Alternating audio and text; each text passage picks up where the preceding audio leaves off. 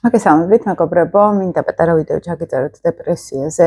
რა არის დეპრესია, რა არის ნევროზები, ესე ვთქვათ, და რა არის, როცა ძალიან რთული პერიოდი გვაქვს ცხოვრებაში. და ზოგს შეიძლება მთელი ცხოვრება გასდიოდეს ისე, რომ აი ქრონიკული, ფარული დეპრესია გქონდეს. ამას გეხსნით ცოტა ეზოთეროლათაც და ასტროლოგიურათაც და ცოტა ფსიქოლოგიასაც დავამატებთ, რა მიზეზები შეიძლება იყოს ამისთ, როგორ უნდა გამოვიდეთ დეპრესიული მდგომარეობიდან, ხო? ცოტა კარმული კუთხით რო აგიხსნათ, კარმული ასტროლოგიით დეპრესია ყოველთვის არის დაკავშირებული რაღაც ფრუსტრაციასთან, სულიერ დონეზე, ოღონდ არა მარტო ცხოვრებისეული.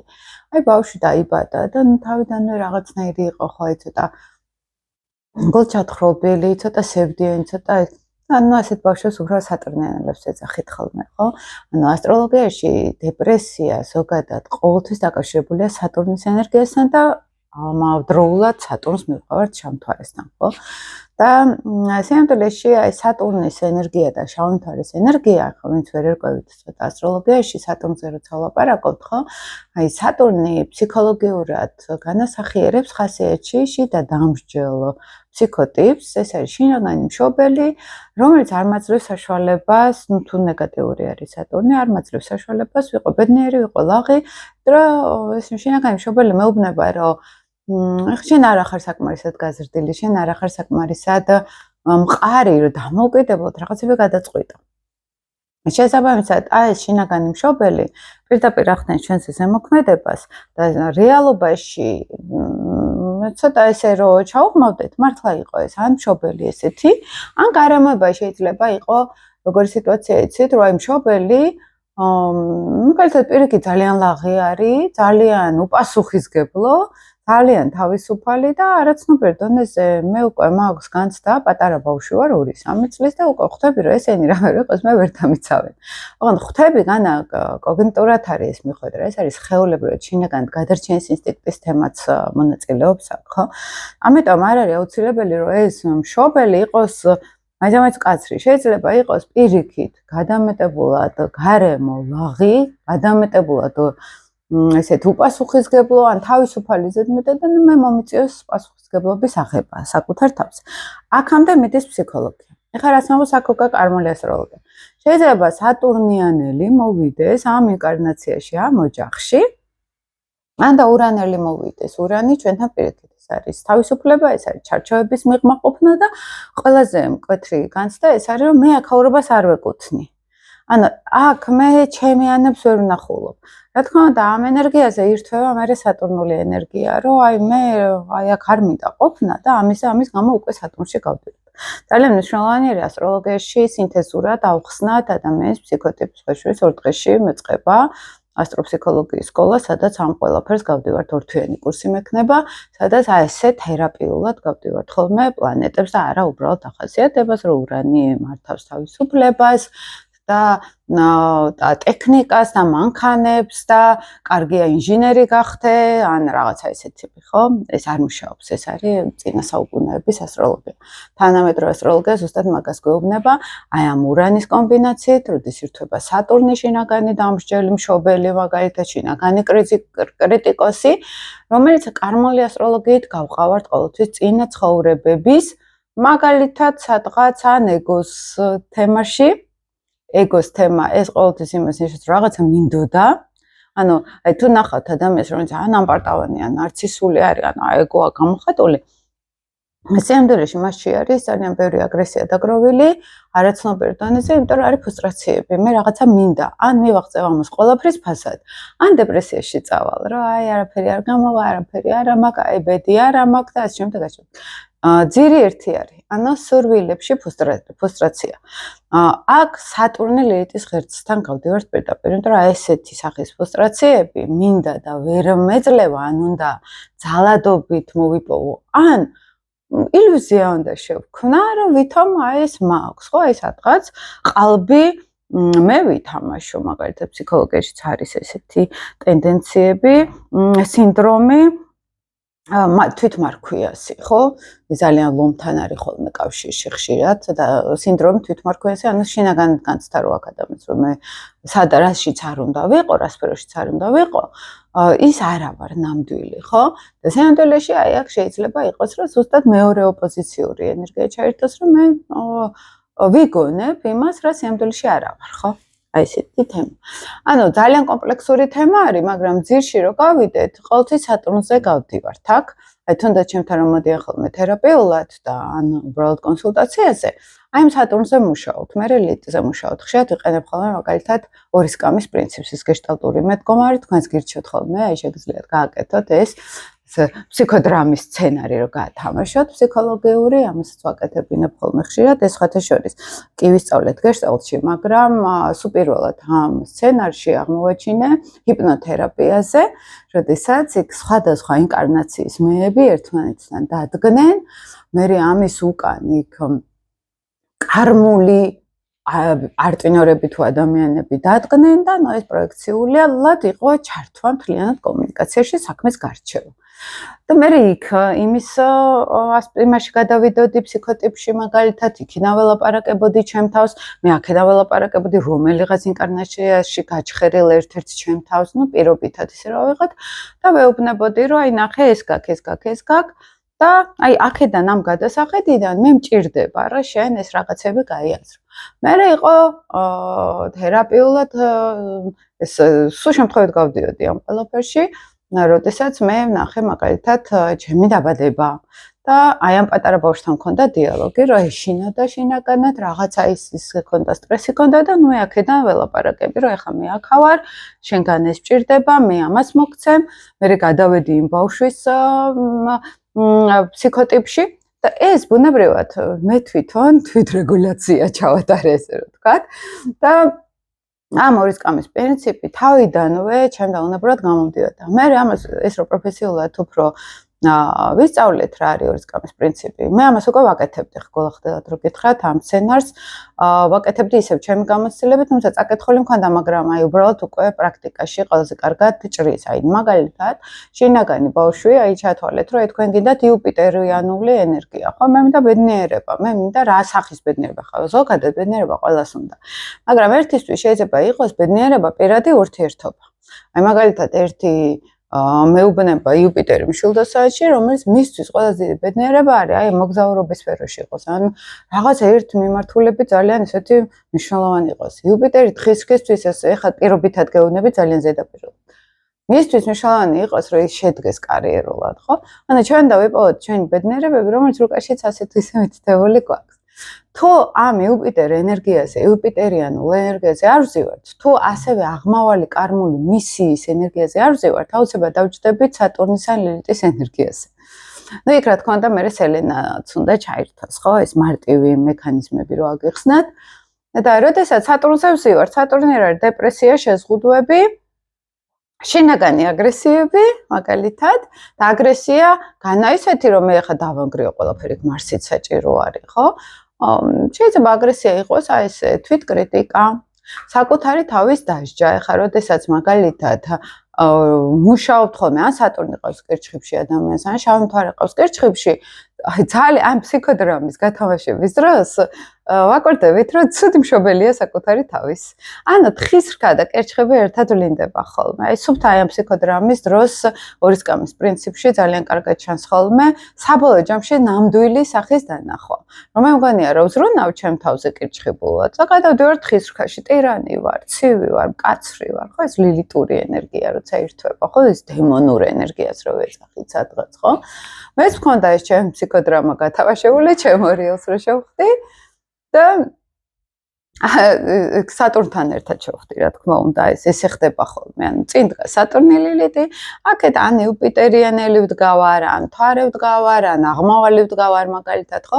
ყველას თავისი იმ მომენტში ფრაგმენტი აქვს და აი ესე ველაპარაკებთ ხოლმე, რომ უნდა გადავჯდეთ მაგრამ მხარეს, მე ლილიტის ენით ველაპარაკოთ საკუთარ თავს. მე გადმოვჯდეთ აქეთ. მაგრამ რა არის ესეთ ამ ფსიქოდრამაში, რომ მიდის ფსიქოთერაპია მაგალითად აი ამ წერტილამდე, რომ იმ მეორე მხარეს დავინახავთ და ჩვენ ნენელა დავმეგობრდებით, მაგრამ მნიშვნელოვანი ის არის, რომ იმ მეორე მხარეს ყოველთვის ცოტა ისეთი ენერგია დგას, რომელიც ჩვენ მაინც დროსა და სივრცეში მაინც სწორად არ უყურებს სიტუაციას. ახლა თუნდაც ფრედერიკ პერლსზე რო არის საუბარი, ეს გეშტალტ თერაპია, ვინც დააფუძნა სხვებთან ერთად, სხვათა შორის. ხშირად არის როგორი საუბრები, იცით? ახლა, მას ყავდა ძალიან გამოხატული შავმთვარე ეს პირდაპირ.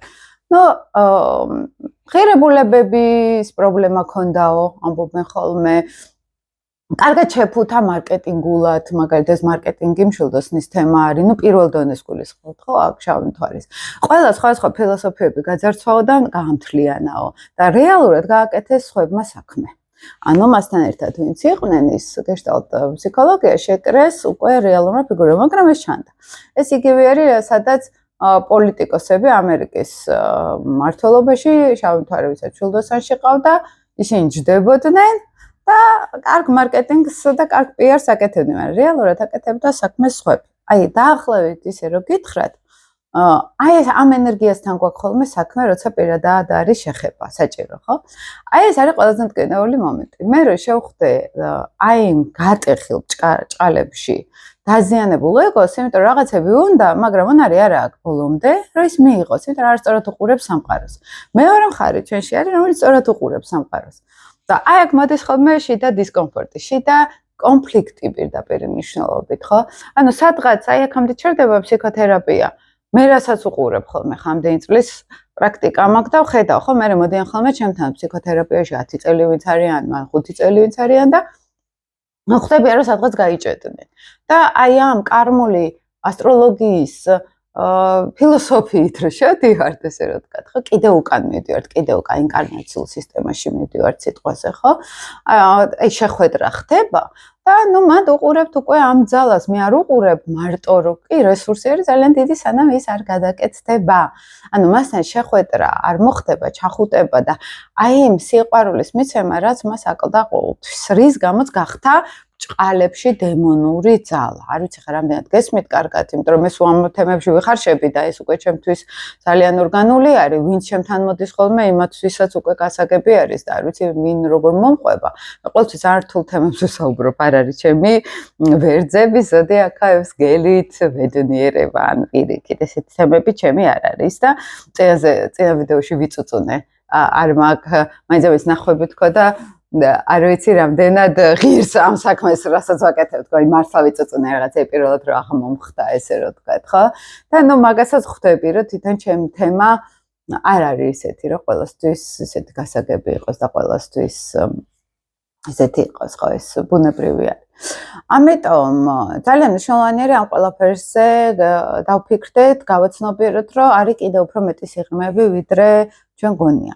ამ ყველაფერთან შეხებისას ჩვენ აღმოვაჩენთ ხოლმე, რომ აი ეს ფარული დეპრესია არის ყოველთვის გამოუვალი მდგომარეობიდან. ჩვეულებრივ ფსიქოლოგიაც ეტყვის, რომ დეპრესია, ნევროზები ეს არის, რომ მე რაღაცა სურვილები მაქვს და ვერ ვაღწევ იმ სურვილებს, ან რეტროფლექსიაში მივდივარ მაგალითად და დეპრესია ეს არის, რომ მე სადღაც ვიკეტები ჩემ თავში, ჩემ თავს ვნებ სადღაც და არ ვახდენ ენერგიის კონცენტრირებას. ეზოთერული ენერგია, ეზოთერიკა იტყვის, რომ იქ ენერგეტიკულად ჩვენ ძალიან დაბლა ვარდებით. ანუ ენერგეტიკა გვეცლება და დეპრესია ეს არის დაბალი ენერგეტიკა. ზოგადად ესე ამბობს ეს ეზოთერული მიმდინარეობები. მაგალითად, მანდაც შეგვიძლია ხოლმე სადღაც აი ეს როგორ რაღაც გავაკეთოთ, იცით? იქ არის ვარჯიშები, იქ არის პოზიტივის ჩართვა, სიამთვალეში ეს არის, როგორც კი ჩვენში სიყვარულის და პოზიტივის ენერგია მოდის, ჩვენ სიხშირე იზრდება. და როდესაც სიხშირე იზრდება, მეგობრებო, ხო, იზრდება ღვთიურ ენერგიებთან კონტაქტი, ამას უკვე ეზოთერული მიმდინარეობები ამბობენ, ხო? ანუ დემონური ძალა სიამთვალეში არის ჩვენში, აი ეს ეგო და სიამთვალეში ამ ეგოს მიღმა ეს არის სურვილები. რომელიც ვერ დაკმაყოფილდა. გეშტალტ ფსიქოლოგია მაგალითად ამაზე არის ძირითადად მიმართული, რომ ეს არის ადამიანის მთავარი პრობლემები არის, რომ რაღაც სურვილები აქვს მას და რომ უნდა დაიწყოს სურვილის დაკმაყოფილება, მან წყდება კონტაქტი იმ სურვილთან, ხო, სადღაც რაღაც სხვადასხვა მიზეზების გამო მაგალითად.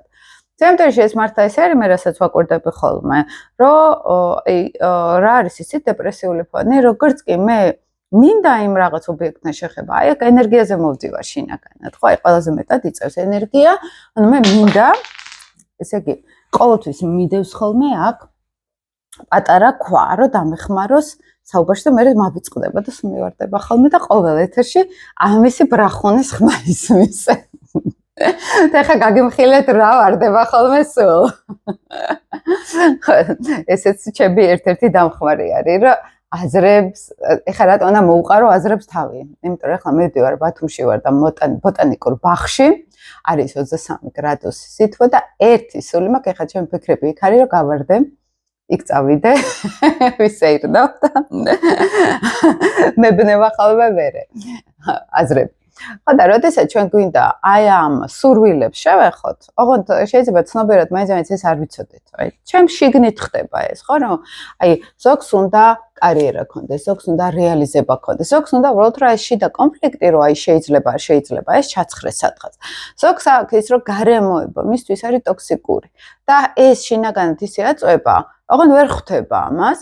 არის ის რომ ეს ტოქსიკური გარემო არის ტოქსიკური რა ახლა მე შეიძლება მინდა ესეთი ოჯახი და მყავს ესეთი შეიძლება მინდა ისეთი შვილი და მყავს ესეთი სიტყვაზე ხო ანუ გარემოება ჩემს რეალურ შინაგან სამყაროს არ ემთხვევა აქედან მოდის ხოლმე ყოველთვის შიდა კონფლიქტები ეს ქმნის ყოველთვის ნევროზულ ფონს კაცების შემთხვევაში ხა ნევროზია ესე რომ ვთქვათ მაგრამ კაცების შემთხვევაში ესე რასაც აი გამოხატულად ვაკურდებით ხოლმე, ხო? ეს არის რომ აი ამ სურვილებთან მე საერთოდ არ მაქვს გაცნობიერება და სიამოვნებაში მე რეალიზება მინდა. მე შინაგანად მინდა ამ გარემოში დამკვიდრე ჩემი ადგილი. ანუ რატო განებით ამას კაცები თქვა, რატო ვახსენეთ, რომ კაცური ენერგეტიკა უფრო სატურნულ ენერგიასთან არის კავშირში. მასში პასუხისგებლობები უნდა იყოს და დრაივი უნდა იყოს. ხშირად მინახავს ხომ მქონია კონსულტაციები, როდესაც რაღაცა დრაივში არიან, ანუ აზრო ურთიერთობებში არიან, სადაც რაღაცა ემოციური სიმძაფრეები არის და ჩანაცვლება ხდება იმისი, რომ მე რეალური დრაივი არ მაქვს ცხოვრებაში და რაღაც ის ან ადიქციაში ვდებ ენერგიას და იქ ქმნი რაღაცა დრაივს, ან სასიყვარულო ტოქსიკურ ურთიერთობაში შევდივარ სიტყვაზე და იქ ემოციებს ქმნი ყალბს მაგალითად. ამას მივყავართ ყოველთვის შინაგან გამოფიტვამდე, იმიტომ რომ ჩემს ქვეცნობიერში არის უკვე კონფლიქტი. მე სხვა რაღაცა მინდა და ვაკეთებ სხვა რაღაცას. აი ეს რა მინდა, ეს ძალიან კარგად ჩანს ხოლმე, ხა თერაპიაში შეგვიძლია 2 წელი ვიაროთ, რომ გავიგოთ რა გვინდა. რუკაში ძალიან მარტივად ჩანს, ხო, რა უნდა ადამიანს, ხო, იქ ვენერას უყურებთ, იუპიტერს უყურებთ, სატურნს უყურებთ, ურანს უყურებთ, თელურკას უყურებთ, ხო, და სახლებს უყურებთ, რაც თავარი. მაგრამ მკვეთრად გამოხატული დეპრესია ეს ყოველთვის არის, რომ აი წინ ხედავ რაღაც სურვილს და ჩემი გარემო არ შეესაბამება ამ ჩემს სურვილს. ეხლა რა არის სინამდვილეში? აი ეს გარემო არის პროექცია რეალურად და აი აქ შეგნით მიზის სატურნული ენერგია, ანუ შინაგანი კრიტიკოსი, კარმული ეზოთერული კუთხით რო გითხრათ, სადამსჯელო ფიგურა, რომ აი წინა ცხოვრებაში მე თუ პასუხისგებლობები არ ავიღე თუ გავახალტურე. აი ეგ ვიღაცების, აი ქვეყნის პრობლემები შევიტენე და ვერ გაუმკლავდი ამ პრობლემებს, ხო? ანუ ეგომ გამიზიდა იმაზე, რაც რეალურად არ შემეძლო, ხო? ამ ცხოვრებაში მოდის ამ მსჯის მე. აი ესევე ეგო. ანუ როგორც მე სხვებს ვექცეოდი, ან გარემოს ვექცეოდი, იგივეს უკეთებ მე ჩემ თავს, ან ჩემში და ხმა ხდება. აი თუ ეხლა კირჩხიბზე რო გითხრათ, თუ მე სხვებზე არ ზრუნავდი და ძალიან ცუდად ვექცეოდი, მე ეს შინაგანი ხმა იქნება, სატურნული ენერგია და მე დამსჯის. ჩემი თავი ცუდი ძიძა ვიქნები, ჩემი თავი ცუდი დედა ვიქნები, მე არ მოუვლი ჩემ თავს საერთოდ.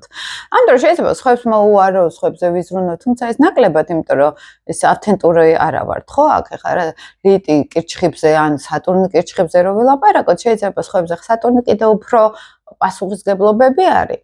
მაგრამ აი თუ ლილითზე ვილაპარაკებთ, ხო, უფრო კარიერაში ატოგარბიან, ან კარგი სამსახურები აქვთ, ან ამ დროს უნდათ ძალიან ოჯახის სითბო უნდათ, ყველაზე არ არის ლაპარაკი აქ პირველ დონეზე ვილაპარაკოთ, ხო, ეგ ვიცით, რომ ეს ენერგიები 3 დონით ინსაზღვრება, ხშირად არიან ხოლმე 80% ადამიანების პირველ დონეზე არის, ზოგი მერე პირველ მეორე დონეზე ხდება ხოლმე, ზოგი მეორე მესამე დონეზე. მესამეზე ავედი, მერე ისევ მეორეზე აიღო. მე პირველზე ნაკლებად არიან ხოლმე, ხო?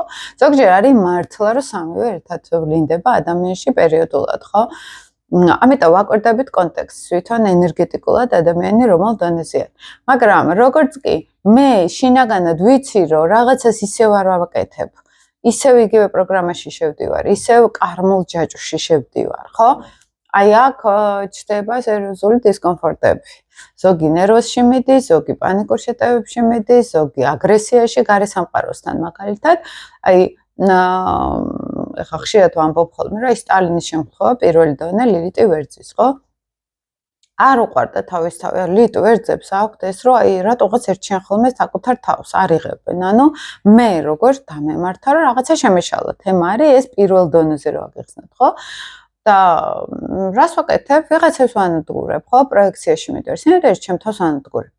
იმიტომ რომ ეს პროექცია არის, ანუ მე როგორ ვერ ვიტან ჩემ თავს, ამას ვირიდებ და სხვებზე ვავლენ. აი წინაზეც ვიდეოში გითხარით ადამიანი, რომელიც ძალიან აგრესიულია სხვა ადამიანების მიმართ, ხო? ან საზღვრებს არ იცავს სხვა ადამიანის. მაგალითად, სინამდვილეში ეს რა არის? სინამდვილეში არის პროექცია. ანუ ჩემში დიდი აგრესია არის ჩემივე ამ დარქი მხარის გამო, რომელსაც არ მინდა შევხედო. და აი ამას პროექციაში ვდებ, სხევს ვაწერ და იმას ვანადგურებ მე. სინამდვილეში ჩემ თავს ვანადგურებ. სინამდვილეში არაცნობიერ დონეზე ჩვენ ვართ ჩვენი აი ბაბლით, ჩვენი სამყაროთი ვტრიალებით. გარე სამყაროსთან შეხებით ჩვენი სამყაროდან შევდივართ. ეს იმას არ ნიშნავს, რომ სხვა ადამიანს საერთოდ სხვაგან არის და ჩვენ ვიგონებთ, რომ ის იქ არის. მსგავს მივიზიდავთ, რომელსაც ჩემში რაც დევს ენერგეტიკულად, მასშიც ის უნდა იდოს. და შესაბამისად მე ამასში ის სინამდვილეში მე მეხმარება დავამუშავო ჩემი შინაგანი პრობლემები. ანუ ჩემში რაც არ დევს, ისეც არ მივიზიდავ. აი ეს მსხვერპლის ამოძალადის პრინციპი, ხო? შინგნით ეს ორი პოლუსი ერთმანეთს ავსებს სადღაც, ხო? და კარმულ ასტროლოგიაში ერთი იყო წინა ცხოვრებაში მოძალადე და ახლა მსხვერპლის როლში არის. ანუ ამ სცენარში არის გაჭედი. არის ასტროლოგიაში, ისა ფსიქოლოგიაში ფსიქოდრამის ნაწილი, ანუ ორი სკამის პრინციპში. წინაზეც მქონდა ლექციაზე კარგი ექსპერიმენტი, რომელსაც ადრე ვიყენებდი უფრო კარმული ასტროლოგიის კუთხით. ანუ, როდესაც ამ ორ ფიგურას ერთმანეთთან ალაპარაკებთ და წინ ყოველთვის სატურნი დგას, აი ყოველთვის იცოდეთ და სატურნის უკან ფარულად დგას ლილიტი. ეს ფსიქოთერაპიულად ყოველთვის ესე არის. მე რასაც ვაკვირდები. რასაც ვაკვირდები კი არა, სიტყვით თქვენ რომ მოისმინოთ შინაგანი მშობელის ხმა, ზედაზახს გეშტალტი, ფროიდი ეძახდა სუპერეგოს, ხო? აი, რომელიც საზოგადოებრივი წესები ეს როგორ შეიძლება, ესე უნდა იყოს, ესე უნდა იყოს. თქვენ რომ სატურნის დახასიათება წაიკითხოთ ერთი-ერთიერი, აი პირდაპირ. ხო, და შესაბამისად ამ წესებთან ჩვენ რო ვეჯახებით, ჩვენ შინაგან სურვილებს, რომელიც სატურნი არ გვაძლევს უფლებას, შიშები არის მასში ბევრი და მაგიტომ არ დავისაჯო და კარმული თემა ირთვება. რა ვინ უნდა დამსაჯოს? სამყარო, აი მათ გავდივართ უკვე, ხო? სამყარომ როგორ? აი საზოგადოება არის ჩემთვის სამყაროს გამოხატულება, ბედი არის სამყაროს გამოხატულება, როგორც კი სატურნის ასპექტებში შევდივარ, ხო? აი თქვათ აქ ჩართული ასპექტები. ვიწყებთ პირდაპირ უკვე აი ამ აღქმებზე, შიდა დასჯებზე მუშაობას, როგორც წესი ეს არის შინაგანი მშობელი, რომლის უკან ლილიტი დგას. ლილიტი რა არის უკვე? მე სადღაც სინამდვილეში რაღაცა დავაშავე კარმულად. და მე თვითონ ვჯი ახლა ჩემ თავს. როგორც წესი ყოველთვის მათ მივდივართ ხოლმე. ეს ძალიან რთული პროცესია და მე არის ყველაზე საინტერესო, როცა ამ ორივე სკამიდან მესამე ფიგურა გამოდის. ეს ხათაშორის ჰიპნოთერაპიაზე მქონდა ზუსტად ეს მესამე ფიგურით რომ შევხედე ამ ყველაფერს, ორივე ეს მე, ჩემი ინკარნაცია, ამათ შორის დიალოგი და მე მესამე დამკვირვებელი გავჩნდი და ეს არის თერაპიულ პრაქტიკაში ზუსტად მესამე დამკვირვებელი. შენ დგები და ამათ უყურებ და ეს ნიშნავს, რომ საერთოდ ამ სცენარიდან გამოდიხარ. აი ამას იცით, როდის მივაგენი სუპირველად, ოღონდ მე ვისწავლეთ გეშტალტში. ავრელიანო ბუენდია ვარ ხოლმე. ველოსიპედს გამოვიგონებ და მე აღმოჩნდა, რომ გამოგონილი ქონდათ. თუმცა არის ესეთი ველოსიპედი, რომელიც ჯერ გამოგონია და მე გამოვიგონდი ჩემი აზრით, მაგრამ მაინც იმედი არ დამხდება სადღაც, რა ეს თურმე დიდი ხანია უკვე სადღაც არის.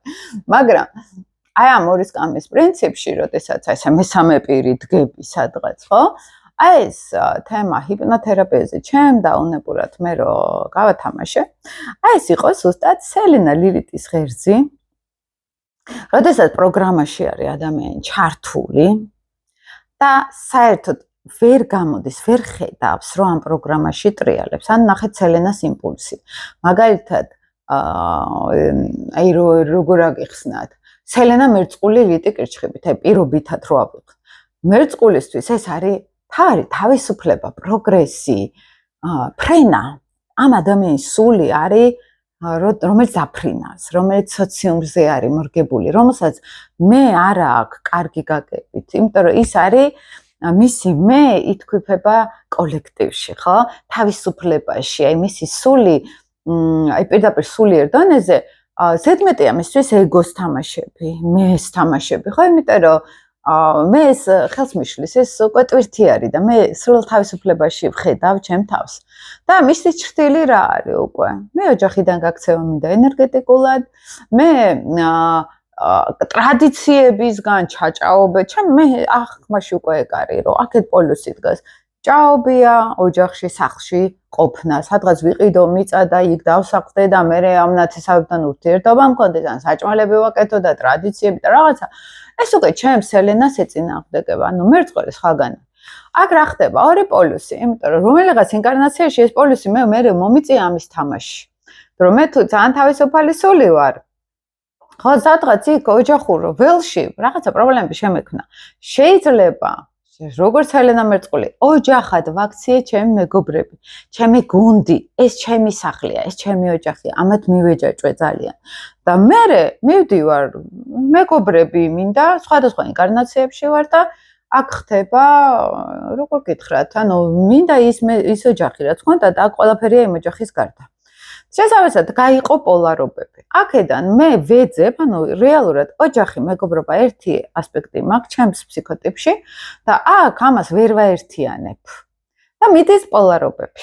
გახლით čo. ეს არის პირველი ნევროზის წყარო, რაც უფრო აი მე დრამატულ ნერვოზე გეუბნებით, არა ისეთ ნერვოზე, რომ აი ხლა ქმარი გამშორდა და ნერვოზი მაქვს, ბავშვი გავაჩენდა, ნერვოზი მაქვს, იქ სადღაც უცებ მივხვდი, რომ ცხოვრება რთული არის, მე პასუხისგებლობის აღება არ მინდა, მე ბავშვის ინფანტილურ პერიოდში ვარ, როგორც კაცი და უცებ ნერვოზი მაქვს. ანუ ეპიზოდურ ნერვოზებზე არა მაქვს ლაპარაკი, ხო, აქ რაღაც ხრმა, ქრონიკულ, გრძელვადიან დეპრესიაზე არის ლაპარაკი. ეს როგორც წესი სელენა ლილიტის ღერჩი გაჭედვა არის ხოლმე კარმული ასტროლოგიის კუთხით. აქედან როგორ ხდება გამოსვლა? აი ამ ენერგიასთან არის ძალიან კარგი შეხედვა და მე მესამე პირში გამოსვლა და დახედვა, რა ეს არის როლი.